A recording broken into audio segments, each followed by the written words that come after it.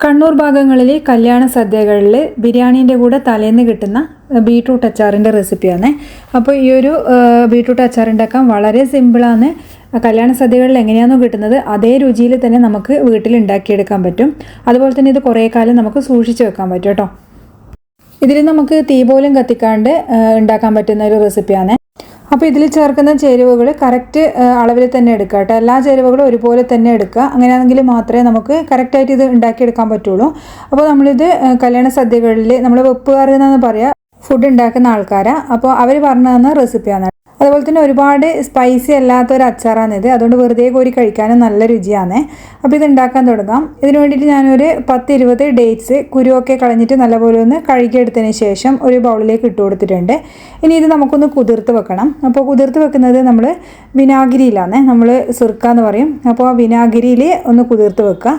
വിനാഗിരിൻ്റെ അളവെന്ന് പറയുന്നത് ഈ ഒരു ഡേറ്റ്സ് നല്ലപോലെ കുതിർന്ന് കിട്ടാൻ വേണ്ടുന്ന അത്രയും ചേർത്ത് കൊടുക്കണം. അപ്പോൾ ഞാനിതിൽ കുറച്ചൊന്ന് ചേർക്കുന്നുണ്ട്. അതിന് ഈ ഡേറ്റ്സുമായിട്ട് നല്ലപോലെ ഒരു സ്പൂൺ വെച്ചിട്ട് മിക്സ് ചെയ്ത് കൊടുക്കാം. അപ്പോൾ ഇത് മിക്സ് ആകുമ്പോൾ തന്നെ ഈ ഒരു ഡേറ്റ്സ് നല്ലപോലെ വിനാഗിരി അങ്ങ് കുടിച്ചെടുക്കും കേട്ടോ. അപ്പോൾ ഇത് കറക്റ്റ് അളവാണ്. ഇതിങ്ങനെ മുങ്ങി നിൽക്കുന്ന വിധത്തിൽ വേണം നമ്മൾ ചേർത്ത് കൊടുക്കാൻ വേണ്ടിയിട്ട്. അപ്പോൾ 1/4 കപ്പോ 1/2 കപ്പോ നിങ്ങൾക്ക് എത്രത്തോളം ഇത് കറക്റ്റായിട്ട് കിട്ടുന്നുണ്ട് അതിനണക്കായിട്ട് ഇതിലേക്ക് അങ്ങ് ഒഴിച്ചു കൊടുക്കും. അപ്പോൾ ഇതുപോലെ ഒന്ന് പ്രസ് ചെയ്തിട്ട് നമുക്കൊന്ന് മാറ്റി വെക്കാം. അത് ഏകദേശം ഒരു 10-20 മിനിറ്റ് കൊണ്ട് തന്നെ നല്ലപോലെ കുതിർന്ന് കിട്ടും. ഇനി നമുക്ക് ഇതിന് വേണ്ടുന്ന ബാക്കിയുള്ള ഇൻഗ്രീഡിയൻസ് എന്താണെന്ന് നോക്കാം. അതുപോലെ വിനാഗിരി ചൂടാക്കിയിട്ടൊന്നല്ല ഒഴിക്കുന്നത്, പച്ച വിനാഗിരിയാണ് ഒഴിക്കുന്നത്. പിന്നെ ഇനി ബാക്കി നമ്മൾ എടുക്കുന്നത് അത്യാവശ്യം വലിപ്പമുള്ള ഒരു ബീട്രൂട്ട് എടുത്തിട്ടുണ്ട്. അതുപോലെ വലിയൊരു സൈസിലുള്ള ഒരു ക്യാരറ്റ്. ഇത് രണ്ടും ഞാൻ തൊലി കളഞ്ഞിട്ട് കഴുകിയെടുത്തതാണ്. പിന്നെ ഒരു 3-4 പച്ചമുളക്, ഒരു 5-6 വെളുത്തുള്ളി. അപ്പോൾ വലിയ വെളുത്തുള്ളി ആയതുകൊണ്ടാണ് ഒരു 5-6 എടുത്തത്. പിന്നെ ചെറുതാണെങ്കിൽ ഒരു 10-15 ഒക്കെ എടുക്കാം കേട്ടോ. പിന്നെ കുറച്ച് കറിവേപ്പിലയും ഈ ഒരു സൈസിലുള്ള ഇഞ്ചിയും എടുത്തിട്ടുണ്ട്. ഇനി ഈ കഴുകി കൊണ്ടുവന്നതൊക്കെ നമുക്ക് ഒരു ടിഷ്യൂ വെച്ചിട്ടോ കോട്ടൺ വെച്ചിട്ടോ നല്ലപോലെ ഒന്ന് തുടച്ചെടുക്കാം. കാരണം നമ്മളിത് അടുപ്പത്ത് വെച്ച് ചൂടാക്കിയിട്ടല്ല ഈ ഒരു അച്ചാർ ഉണ്ടാക്കുന്നത്. അതുകൊണ്ട് തന്നെ വെള്ളത്തിൻ്റെ അംശം ഉണ്ടായിക്കഴിഞ്ഞാൽ അച്ചാർ പെട്ടെന്ന് കേടായി പോകുക. പിന്നെ ഈ ഒരു ബീട്രൂട്ടിനും ക്യാരറ്റിനും ഒക്കെ കറക്റ്റ് അളവാണ്. ഈ ഒരു നമ്മളെ പച്ചമുളകും അതുപോലെ ഇഞ്ചിയും വെളുത്തുള്ളിയൊക്കെ ഒരുപാട് എരിവ് ചേർക്കാത്തത് കൊണ്ട് തന്നെ നമ്മൾ മുളകിൻ്റെ ഒക്കെ അളവ് കുറച്ച് മാത്രം എടുത്താൽ മതി കേട്ടോ.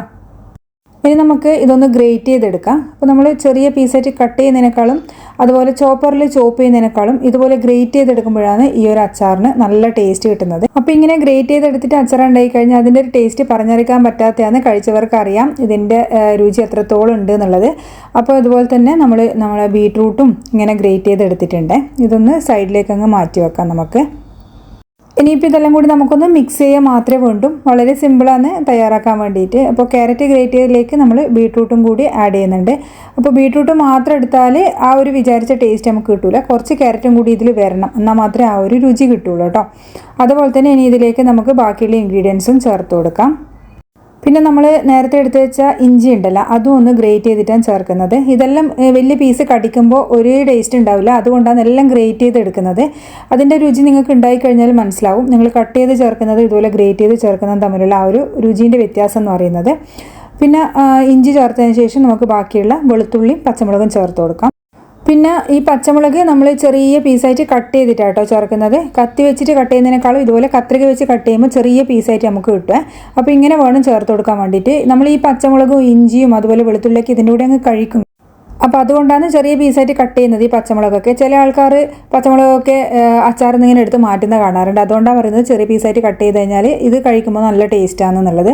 പിന്നെ നമ്മൾ നേരത്തെ എടുത്ത് വെച്ച കറിവേപ്പില ഉണ്ടല്ലോ, അതും ഒന്ന് കൈയിനെ കൊണ്ടിങ്ങനെ ചെറുതായിട്ടൊന്ന് കീറിയിട്ടിട്ട് കൊടുത്താൽ മതിയേ. പിന്നെ ഇതാ നമ്മളെ വെളുത്തുള്ളി ഞാനിങ്ങനെ കട്ട് ചെയ്തിട്ടാണ് നീളത്തിൽ അങ്ങ് കട്ട് ചെയ്യുക. അപ്പോൾ ഈ ഒരു ഗ്രേറ്റ് ചെയ്ത ബീട്രൂട്ടിൻ്റെയും ക്യാരറ്റിൻ്റെയും കൂടെ നമ്മൾ ആ ഒരു വെളുത്തുള്ളി ഇങ്ങനെ കിടക്കുന്നത് കാണാൻ നല്ല ഭംഗിയാണ്. ഈ വെളുത്തുള്ളി മാത്രം എടുത്ത് പെറുക്കി കഴിക്കാറുണ്ട് കേട്ടോ നമ്മളെല്ലാം. അപ്പോൾ ഇതാ വെളുത്തുള്ളി ഇട്ടതിന് ശേഷം നമുക്കിനി ബാക്കിയുള്ള പൊടികളൊക്കെ ചേർത്ത് കൊടുക്കാം. അപ്പോൾ ഞാൻ നേരത്തെ പറഞ്ഞു ഇത് നമ്മൾ അടുപ്പത്ത് വെച്ച് ഒന്നും ചെയ്യുന്നില്ല എന്നുള്ളത്. ഇത് ഡയറക്റ്റായിട്ട് ഇത് വെച്ചിട്ട് തന്നെ മിക്സ് ചെയ്യുന്നത്.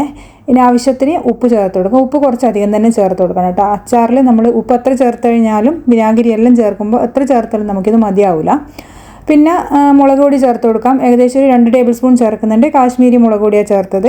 ഇനിയിപ്പോൾ നല്ല മുളക് പൊടി മാത്രമേ ഉള്ളെങ്കിൽ നിങ്ങൾക്ക് ഒരു 1-1.5 ടേബിൾ സ്പൂൺ ചേർക്കാം.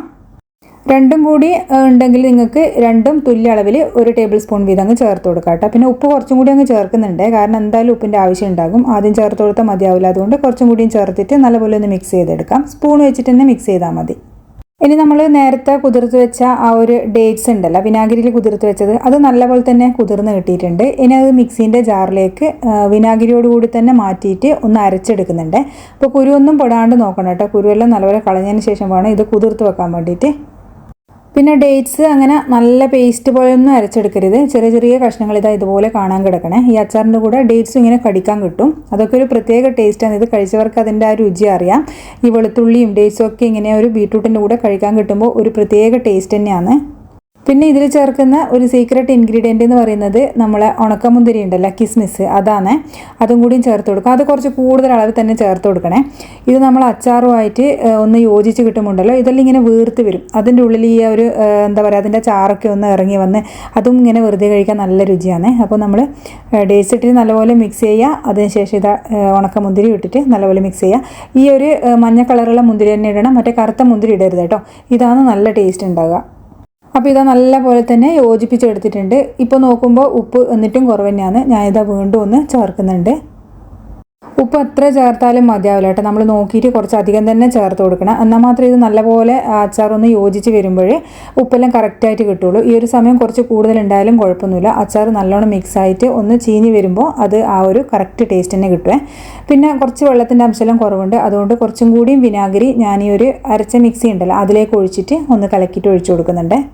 കാരണം ഇതിൽ കുറച്ചും കൂടിയും പുളി വേണം. ഒരുപാട് പുളി മുന്നിട്ട് നിൽക്കരുത്, ഒരുപാട് മധുരവും മുന്നിട്ട് നിൽക്കരുത്. എല്ലാം കറക്റ്റായിട്ട് തന്നെ വേണം കേട്ടോ. എന്നാലേ നല്ല ടേസ്റ്റായിട്ട് നമുക്ക് ഉണ്ടാക്കിയെടുക്കാൻ കഴിയുള്ളൂ. അപ്പോൾ ഇത് എല്ലാം കൂടി നമുക്കൊന്ന് മിക്സ് ചെയ്തിട്ട് ഒരു 2 ദിവസം കഴിയുമ്പോഴത്തേക്കും ഇതിൽ നല്ലോണം വെള്ളമൊക്കെ ഇറങ്ങി വന്നിട്ട് കറക്റ്റ് പാകമായിട്ട് കിട്ടുമേ. ഇനിയിപ്പോൾ നിങ്ങൾക്ക് ഇതിൽ ചാറ് പോരാന്ന് തോന്നുന്നുണ്ടെങ്കിൽ വിനാഗിരി ചേർക്കാൻ പറ്റൂല, നല്ല പുളി ഉണ്ടെന്നുണ്ടെങ്കിൽ തിളപ്പിച്ചാറിയ കുറച്ച് വെള്ളം, അതായത് ഒരു 1/4 ഗ്ലാസോളം വെള്ളം ചേർത്താലും മതിയാകും. അപ്പോൾ നമ്മൾ അച്ചാർ റെഡി ആയിട്ടുണ്ട്. ഇത്രയേ ഉള്ളൂ. വളരെ സിമ്പിളായിട്ട് മിക്സ് ചെയ്തെടുക്കാൻ പറ്റുന്ന, തീ പോലും കത്തിക്കാണ്ട് ഉണ്ടാക്കിയെടുക്കാൻ പറ്റുന്ന നമ്മളൊരു അച്ചാറാണ് കേട്ടോ ഈ ഒരു ബീട്രൂട്ട് അച്ചാർ. ഇനി ഇത് നമുക്ക് കുപ്പിയിലാക്കിയിട്ട് സൂക്ഷിച്ച് വെക്കാം. അപ്പോൾ നല്ലപോലെ തുടച്ച് ഉണക്കിയെടുത്ത കുപ്പിയിലാണ് നമ്മളിത് സൂക്ഷിച്ച് വെക്കുന്നത്.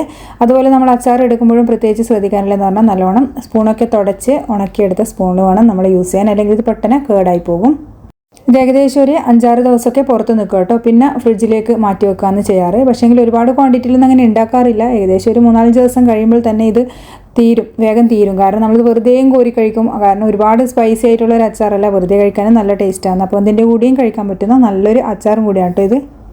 അപ്പോൾ നല്ല ടേസ്റ്റി ആയിട്ടുള്ള, കുട്ടികൾക്ക് പോലും വെറുതെ കോരി കഴിക്കാൻ തോന്നുന്ന തരത്തിലുള്ള അച്ചാറാണ് കേട്ടോ. അപ്പോൾ നമ്മളെല്ലാം കുട്ടിക്കാലത്ത് എന്ന് പറയുമ്പോൾ കല്യാണത്തിന് തലേന്നൊക്കെ ഉണ്ടായിട്ട് വീട്ടിൽ ബാക്കി കൊണ്ടുവന്നു കഴിഞ്ഞാൽ നമ്മളൊക്കെ ഈ ഒരു കുപ്പി ഉണ്ടെങ്കിൽ തന്നെ ഒരു 2 ദിവസം കൊണ്ട് വെറുതെ കോരി കഴിച്ച് തീർക്കും. അത്രയും രുചിയാണ്. അപ്പോൾ തീർച്ചയായിട്ടും ഇതുപോലെ ഒന്ന് ട്രൈ ചെയ്ത് നോക്ക്. നിങ്ങൾക്കും കണ്ണൂർ ഭാഗങ്ങളിലുള്ള കല്യാണ തലേന്നുള്ള ഈ ഒരു അച്ചാർ ഉണ്ടാക്കിയെടുക്കാൻ പറ്റും. അപ്പോൾ വീഡിയോ ഇഷ്ടമായാൽ ട്രൈ ചെയ്ത് നോക്കാനും, അതുപോലെ ചാനൽ ആദ്യമായിട്ട് കാണുന്നവരാണെങ്കിൽ ലൈക്ക് ചെയ്യാനും ഷെയർ ചെയ്യാനും സബ്സ്ക്രൈബ് ചെയ്ത് സപ്പോർട്ട് ചെയ്യാനും മറക്കല്ലേ. അടുത്ത വീഡിയോയിൽ വീണ്ടും നല്ലൊരു റെസിപ്പി ആയിട്ട് കാണാം. താങ്ക്